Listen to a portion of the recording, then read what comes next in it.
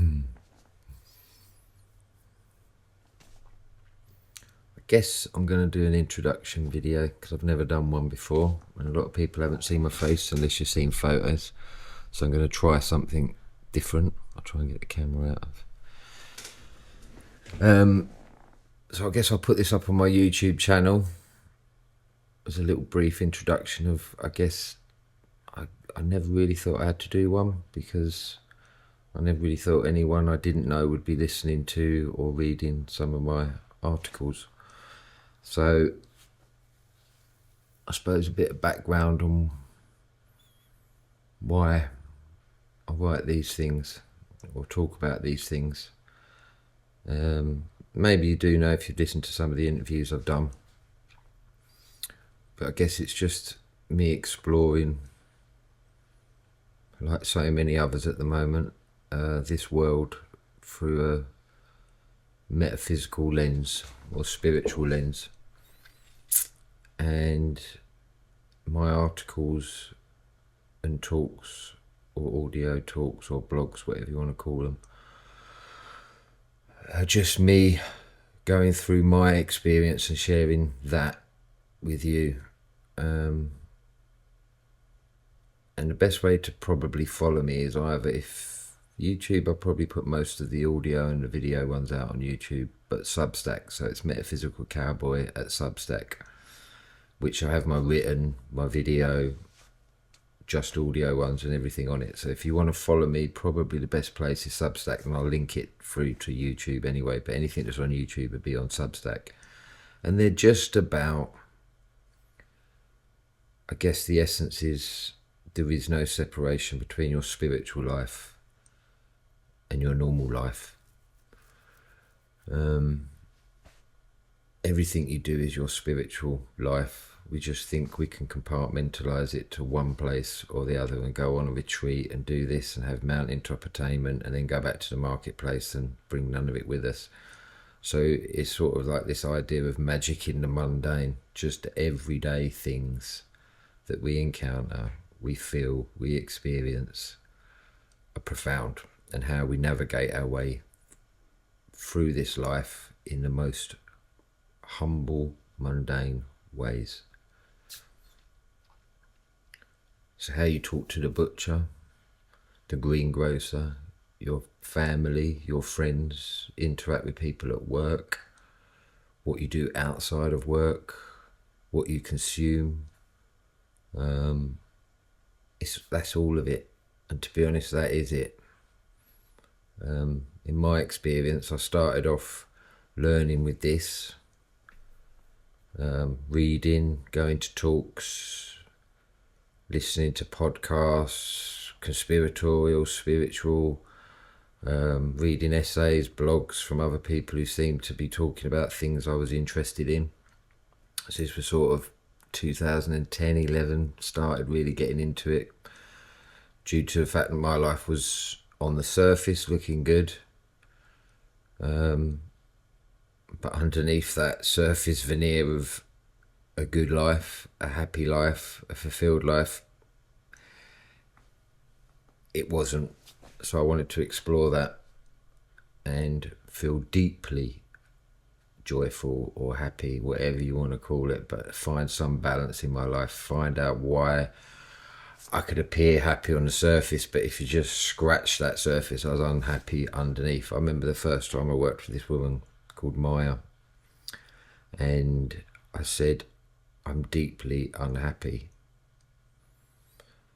And that might sound like a horrible thing to have to say, I'm deeply unhappy. I am deeply unhappy.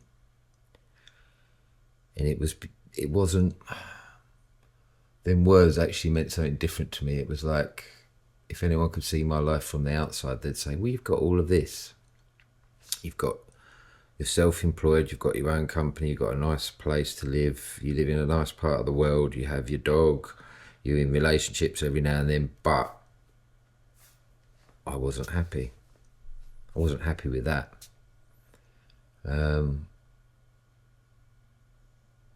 It was just a veneer. So I started to explore reality, I guess. of what I call reality, truth, what's true about me, who am I? Who am I?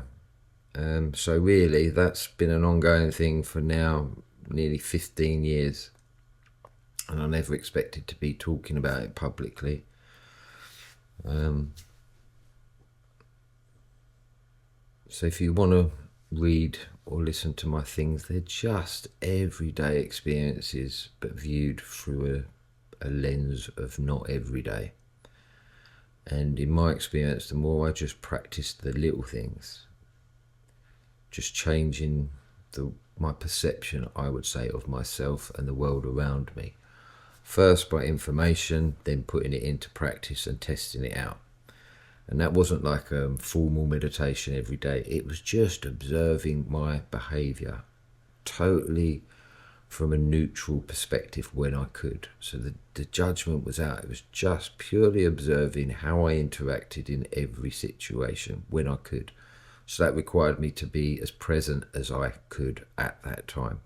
So I learned a lot of techniques for trying to do that. So just, there's millions. It's just to bring yourself back into this moment as much as you possibly can. So that, started with observing the breath, just in as many situations as I could. It helped when I was sitting quietly on a bench or in a park or in the woods or anything. That was a good start. And it wasn't a formal meditation. It wasn't that I sat there and decided to meditate. It was just to notice where I was. And then, Eckhart Tolle's book, The Power of Now, brilliant description or guide to how to get there. He pretty much covers it in a very layman's terms way. So I started with that and noticed lots of things about myself. And that can only go so far, I think. And then I needed help with the things I just couldn't see. I could feel, I knew there was unbalance, there was projection, there was anger, dissatisfaction, unfulfilledness, all of these things. And I could see that, but I didn't always know where it lied. So for me, I think it started with an exploration into conspiracy that then led me to, well, what do I do about this world that seems to be subverted and under control by people who aren't particularly nice and would wish us to disappear, whatever you want, I don't know, just for us to serve them. But I didn't want to go campaigning and protesting and trying to change the world that way. Somehow I knew that wasn't the way. But if that's what you feel compelled to do, then do that. I just wasn't compelled to do it that way.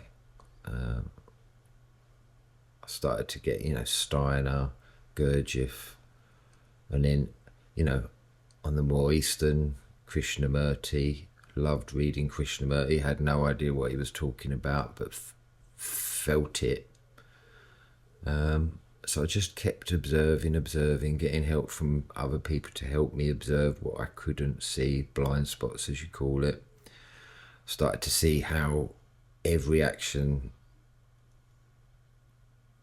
I was making was coming from a place of wrong belief of who I am, what I was, what I thought had affected me, therefore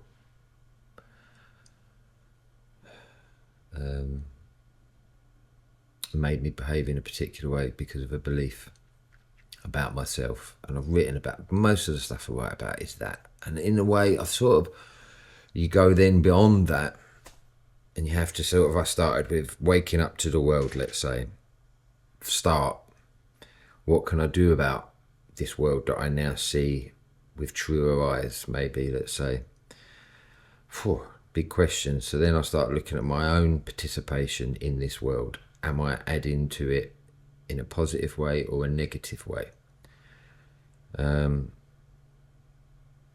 Started to notice a lot of negative ways I was adding to this world, what I consumed, the way I spoke to people, the way I interacted with certain people, from masculine to feminine, different behaviour. So then I wanted to understand about that. So where did all these beliefs about myself come from? Guess what? From your childhood. So then I get into like Gabor Mate, emotional processing and things like this. And then eventually, once you start to understand that you behave from a belief you developed as a child. And, you know, these techniques that we develop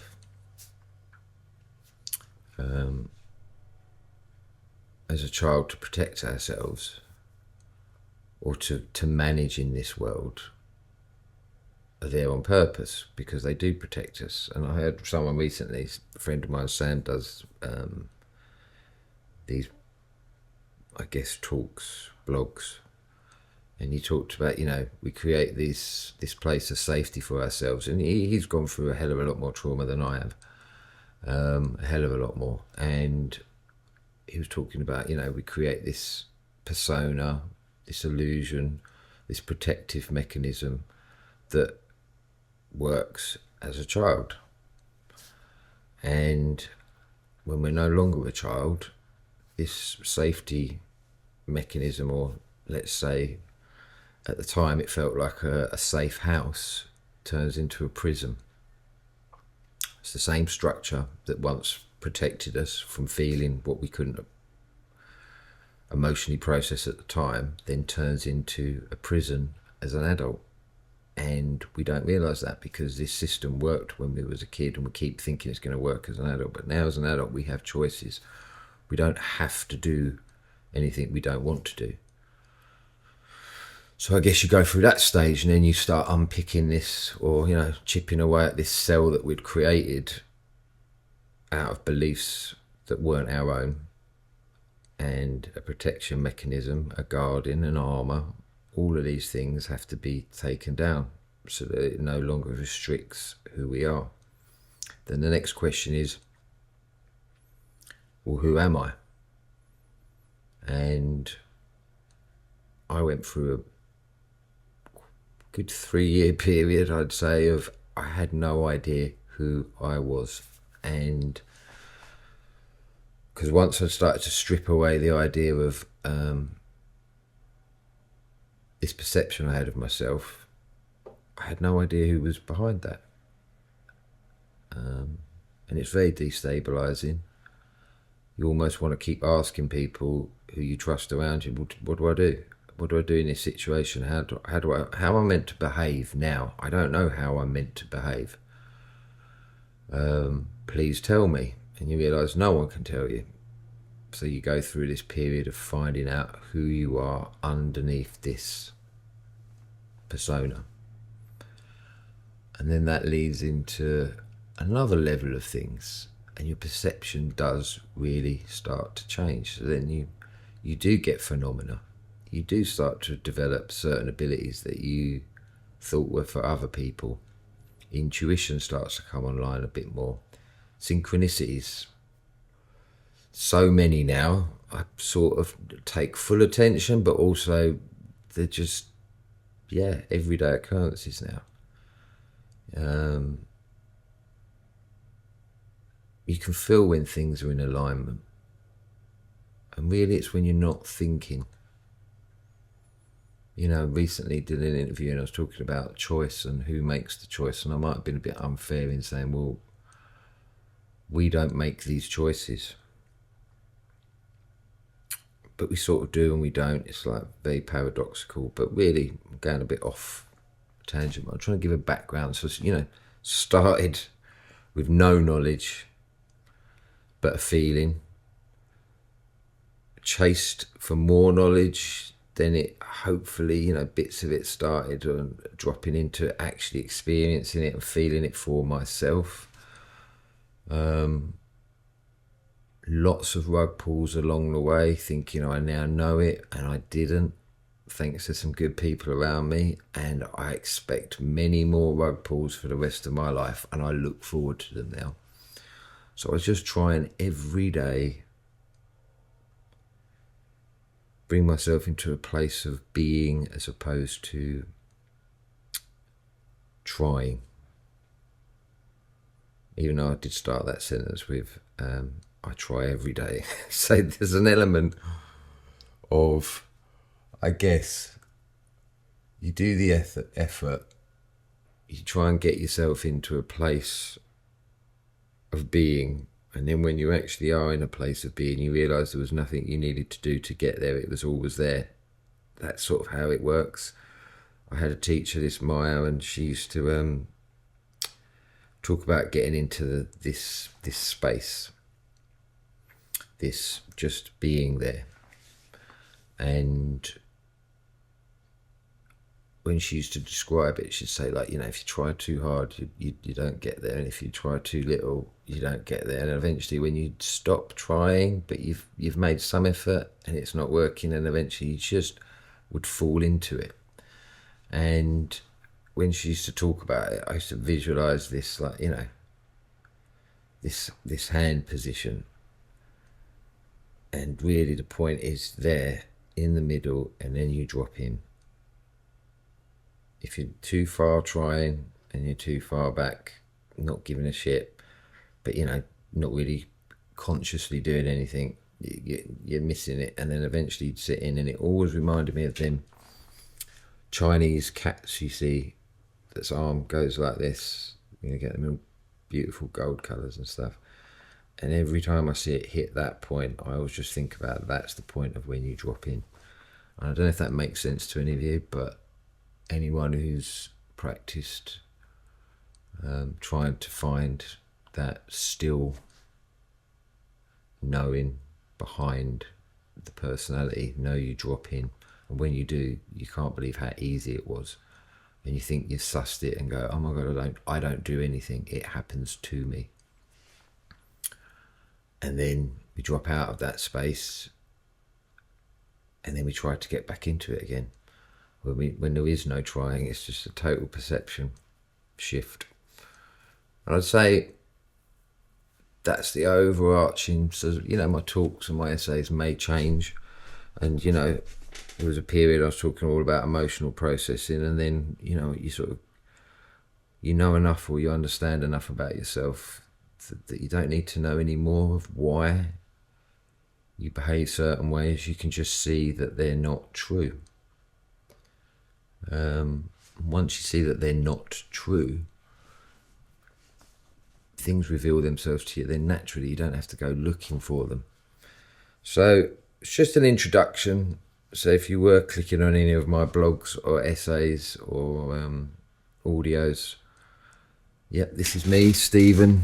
Go by the name of Metaphysical Cowboy. Sounds a bit weird saying that I go by another name, but it was just to keep some online anonymity.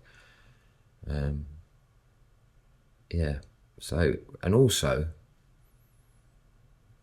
a little gratitude from me would be good.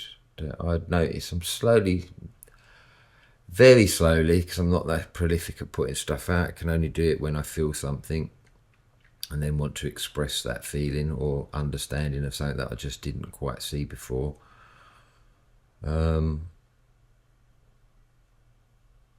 Thank you for anyone who's subscribed. I think I usually average over 100 views between all platforms, maybe more sometimes, depending on what the subject matter is. Unless, I sometimes take that for granted, and I probably know a good few of them people, but there's a lot of people now I don't know. So for anyone who doesn't know me and has subscribed, thank you very much.